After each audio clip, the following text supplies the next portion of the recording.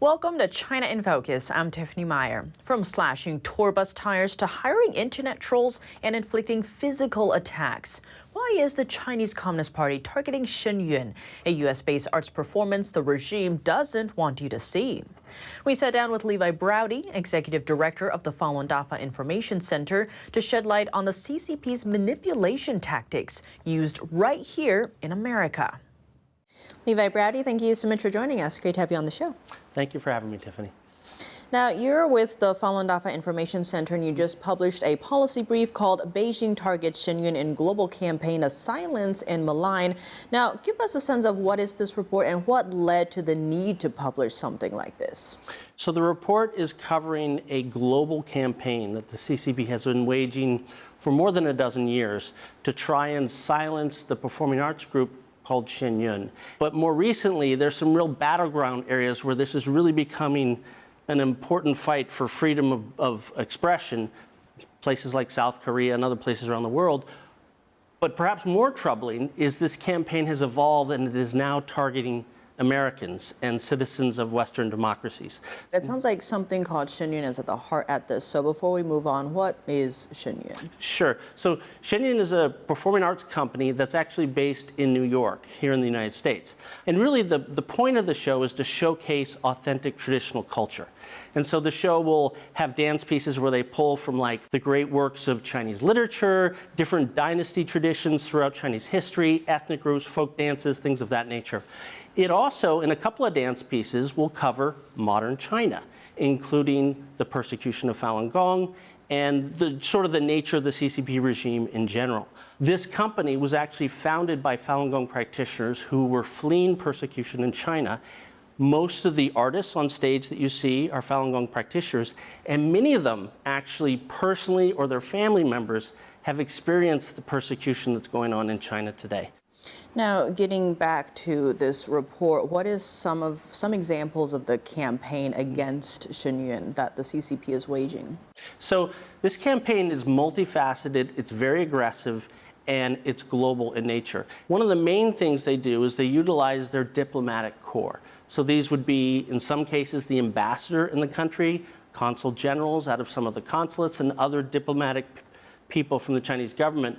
And they go out and they threaten theaters, they threaten local government officials with economic coercion, sometimes with sort of thuggish threats, some sort of vague threats of harming relations with China, all to get them to not put on the Shen Yun performance. They also go after vehicles, for example, sabotaging the vehicles that carry Shen Yun performers and Shen Yun equipment. There's an incredibly vast disinformation campaign that underpins this entire effort. And they also go after, tragically, they go after family members. A lot of the performers with Shen Yun are from China. They have family back in China. And so either themselves or their family members, sometimes both, have experienced severe persecution, sometimes torture inside China. And on that note, give us a sense of maybe some countries or cities in the U.S. that did experience this. Sure. I mean, let's start here in the U.S. I mean, again, it's all over the place. One example is Little Rock, Arkansas. Shen Yun was going to perform there a few years ago. The consulate in Houston sent them this big, long letter pressuring them. They shouldn't have the show. There'll be financial consequences. Luckily, and this happens a lot, luckily the head of the theater took one look at that letter and said, "Not on my watch, this is America, we don't do this." And he actually issued a public statement saying, "We're proud to have Shen Yun," and he handed the letter over to the FBI. So you see a lot of this around the country. I think the city council in Seattle got pressure from the consulate out of California, Chicago, Atlanta, New York, Washington, D.C., and sometimes, like in the case of Washington, they'll go after the sponsors. So if you think about it, here we've got sponsors, American companies trying to sponsor an American company in Shen Yun Performing Arts, and the Chinese government is coming in and trying to pressure them not to do that right here in America. But again, this is happening all over the world. I'll give you two more examples. One is Israel. And this is something we've seen in many countries where the first thing they do is they go after the theater, because that's sort of I think they think that that's easier to coerce, easier to sort of bend to their will. The theater in Israel said, we're going to have the show. You can't pressure us. So they went to the Ministry of Foreign Affairs. Again, this is all happening inside Israel, going after the Israeli government, going after Israeli companies, trying to get Shen Yun canceled. It wasn't successful. The shows were all sold out. There was a big success. But that's sort of kind of the kind of thing that they do. That does sound like a very multifaceted campaign, but why go after Shen Yun? It's a performing arts group. What threat does it pose to the Chinese regime? Well, if you look at the CCP, for the last 75 plus years, they've essentially been trying to systematically destroy authentic traditional culture, which is a very spiritual culture, because they're trying to instill Marxism in people, right? And for the last almost 25 years, they've been trying to eradicate the spiritual practice Falun Gong, partially because that spiritual practice really represented a renaissance of Chinese spirituality. And so the CCP has been trying to get rid of all this. Suddenly, Shen Yun comes on the scene, and in one performance, dismantles all of that. In one performance, they show this is the beauty of real Chinese culture. This is how spiritual it is. This is what's happening to Falun Gong. And by the way, all the performers that you see on stage, almost all of them, are Falun Gong practitioners, and that dismantles sort of this negative narrative that the CCP propaganda has been against Falun Gong. And so this entire show completely dismantles the CCP propaganda on who they are and what they're doing for China and what Falun Gong is. And that's why it's so terrifying for them. And we know that this is a priority for the CCP because in leaked documents that we get, they very explicitly talk about how important it is to go after Shen Yun as part of the larger campaign to silence Falun Gong around the world. Speaking of that campaign to silence both Falun Gong and the show, you mentioned earlier disinformation. Now, often that comes up as a catch-all phrase. Give us some examples of the type of disinformation that was used against Shen Yun. There's really three important aspects of this that are important to understand. The first is the standard narrative that they've been pushing on Falun Gong for 25 years. So anytime they pressure a theater or a government, and again, this is not just Shen Yun, they do this with Falun Gong, they try and convince people that it's a weird group, that it's a cult. By two people I'd point out in particular. Ian Johnson, who actually covered Falun Gong extensively in China in the early 2000s. He won the Pulitzer Prize in the early 2000s for his coverage of Falun Gong in China. And Arthur Waldron from the University of Pennsylvania, who for the last 30 years, probably one of the foremost experts on China. Both of these two men have looked at this sort of cult label and properly identified it as this is a red herring, this is clearly a political tool, has nothing to do with the actual nature of Falun Gong, but it is the primary mechanism of disinformation because cults are scary, right? The second one I would call communist-style rumor mongering. And I'll give you a couple of examples related to Shen Yun. Back in 2020, one of the troops was going to Salt Lake City to perform. And this was end of February, so COVID hadn't really hit the United States yet. There was a group of Chinese users, which we believe from China, they weren't actually here, but they were on WeChat, and they started spreading this idea that all the Shen Yun performers had COVID, they're coming from China, it's very dangerous, you have to shut down the show, otherwise everybody's gonna get COVID. It got so bad that the Utah Department of Health had to go to their Twitter page and say, all right, people, calm down. We've looked into this. They're not from China. They can't even perform there. There's no COVID danger. The show is going to go on. So that's one of the things they do. And what's interesting is just days from that, here in New York, Shen Yun has their headquarters in Orange County in upstate New York. While this was happening in Utah, there was a Chinese language Facebook account that was opened, and a post was made saying similar things, that the headquarters where Shen Yun was, people were dying of COVID, they're desperate, they can't get out of the mountain. They were trying to make it into some sort of weird Waco, Texas kind of scenario.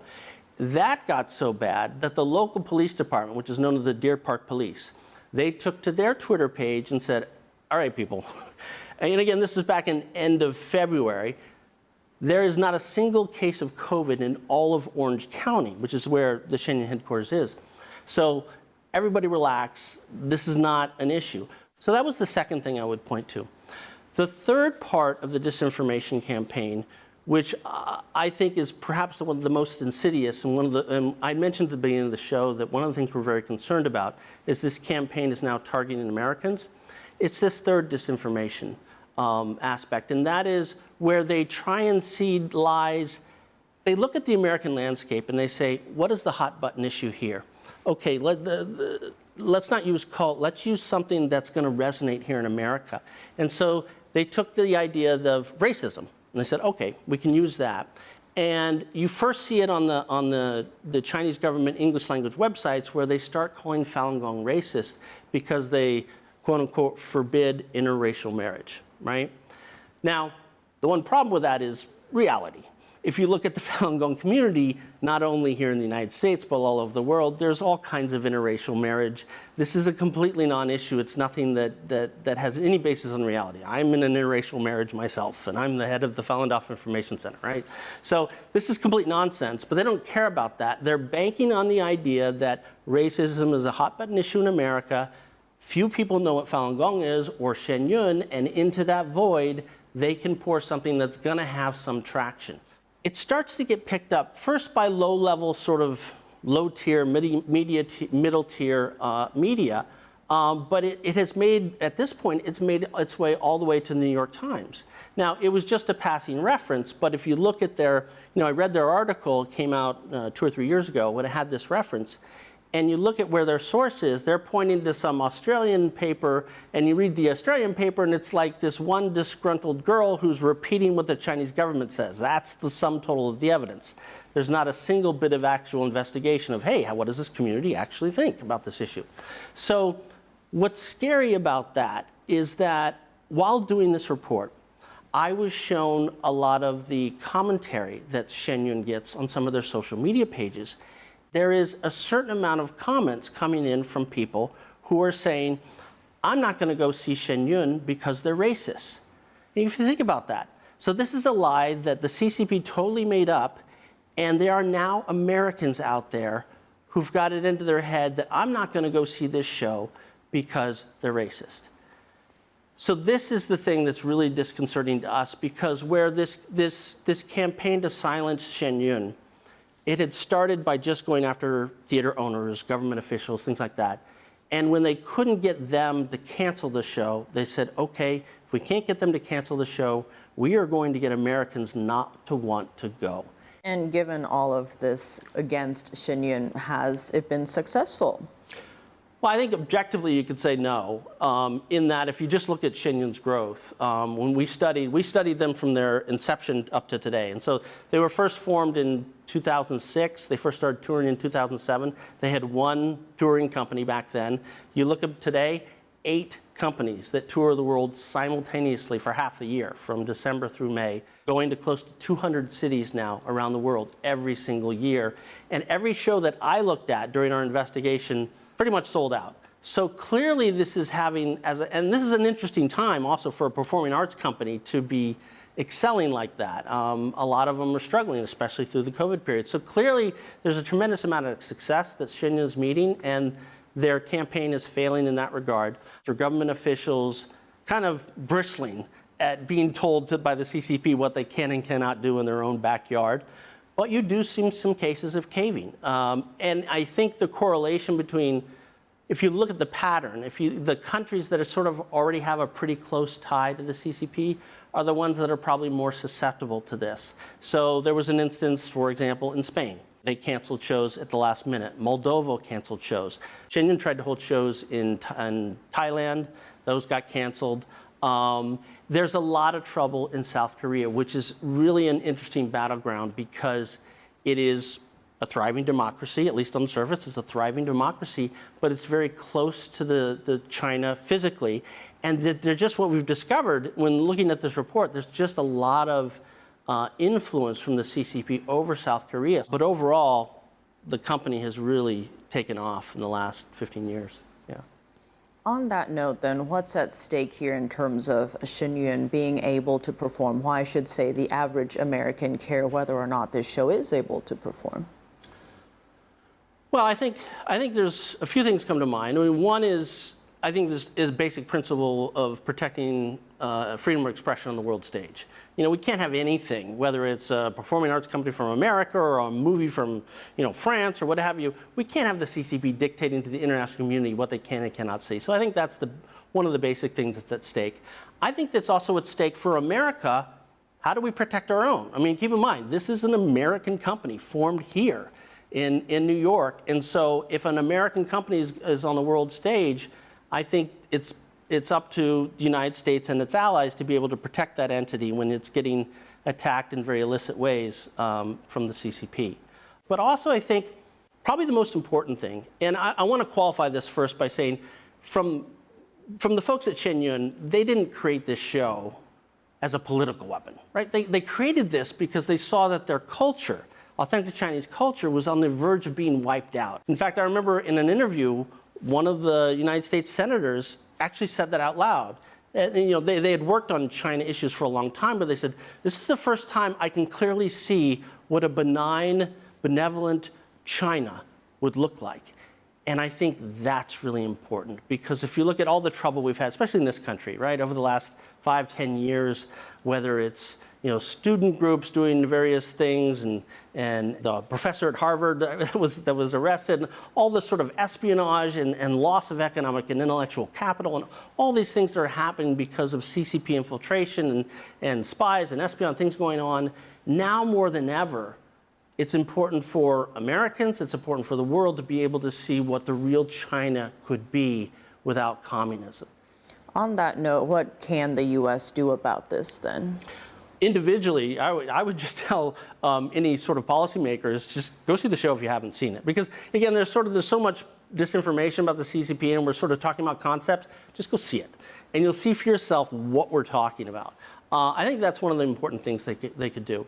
The second thing is, I think they need to get serious with Chinese diplomats. If Chinese diplomats are in our country threatening our companies not to support Shen Yun, threatening our theaters, threatening our government leaders not to support Shen Yun, again, which is an American company, they do not deserve to be here. Those diplomats should be expelled from the country. There should be real consequences for taking illicit action against Shen Yun. There's a third thing I think is very important, and that is security, physical security.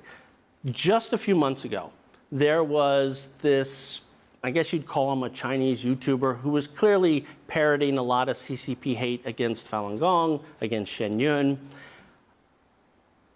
His threats and some of the veracity of what he was doing and some of the other things that he was posting prompted law enforcement to issue a notice, something called a notice to law enforcement throughout the northeastern United States, because they were worried about the threat that he posed to the Shen Yun headquarters here in New York. They had actually policemen sort of involved, FBI got involved. It got really serious, and we can't have that. We can't, especially if what's underneath that, what's driving it, is hate propaganda from a foreign communist power, causing people to want to harm or cause damage to an American company and the people who work there. That was a real wake-up call, that security alert that I saw. To your point, that ties into the Chinese regime's transnational repression or long arm of the law. You mentioned that many of the Shen Yun dancers have either their own lives or even their family back home in China endangered. Could you maybe expand on that and give us some examples of what could be at stake? Do they get their visas denied? How does that work? Sure. I mean, most of what we've seen is persecution of family members that are back home in China. So Shen Yun has a principal dancer, his name's Stephen Wong, and last year, literally while he's on the road every night getting up on stage, his mother was sentenced to 4 years in prison for her faith in Falun Gong. And this is, this is the thing I think people don't realize, how real this is for a lot of the Shen Yun performers. Here, Stephen Wong is a principal dancer, which means he plays one of the main roles, including one of the dance pieces from last year's performance showed the persecution of Falun Gong. And imagine, put yourself in Stephen's shoes. He's getting up on stage and acting out what his mother is going through in real life at that time. There's another young woman who's actually part of the orchestra who tells her story about, she was, I don't know, like a prodigy is the right word, but she was a very talented young musician. And so at the age of 14, she got a scholarship to an academy here in America, but her parents practiced Falun Gong. And she talks about, when they dropped her off at the airport in Beijing, she's 14 years old, she doesn't know if she's ever going to see her parents again. And having to come here, and she got better and better, and she tried out for Shen Yun, and now she's with Shen Yun. These are some of the stories that these are, some of the artists live with this stuff. It's very visceral, it's very real to them. And what's very heartening to me is to see, from a human rights standpoint, if someone wants to defend human rights, the courage of those people to still get up on stage, no matter what's happened to them or what they've been through, and say, I still want to share this beautiful culture with people. I still want to tell people what's going on in China. On that note, I want to expand on that a little bit, because right now we are seeing almost record high tensions between the two superpowers, between the US and China. A lot of Chinese students are being caught in the middle. If they have ties to potentially the Chinese military, they're getting their grants, scholarships stopped, even visas denied. Given all these tensions between the countries, some might look at Shen Yun, even if it is an American company, and be like, maybe I don't want to touch that. Is Shen Yun actually aligned with American interests? Give us a sense of that. I think it very much is, but I'd qualify with that that's not Shen Yun's intention. Shen Yun's intention was clearly to say, hey, let's showcase a culture. Let's showcase a culture as it really is. But from an American standpoint, absolutely aligned. And I think it actually transcends the China-American issue, because one of the things, another thing I studied is that almost after every show, there are audience members that come out and they give interviews about what they just saw. And I've gone through hundreds and hundreds of these. And it's fascinating to see the effect it has on people in terms of, I would say, de-escalating extremism or tribalism. There's this general sense of hope. There's something very precious to our common humanity. To highlight one of your earlier examples of the senator, right, who came out of the show and said, oh, this shows what a true and good China could be that's not ruled by the CCP. It does sound like a lot of the tensions we're seeing now is because it is the Chinese Communist Party that's in control in China, instead of, say, this China that the show is showing. What do you make of kind of that aspect? I think that's an incredibly important distinction. It opens up the wisdom and benevolence of what our policy towards China could be if we could really engage the people and support their country, their culture, the people there, understanding that they are not the CCP, and the CCP is their overlords. It does sound very powerful indeed of Shen Yun as an art form. Well, Levi Browde, thank you so much for your time. Thank you very much for having me.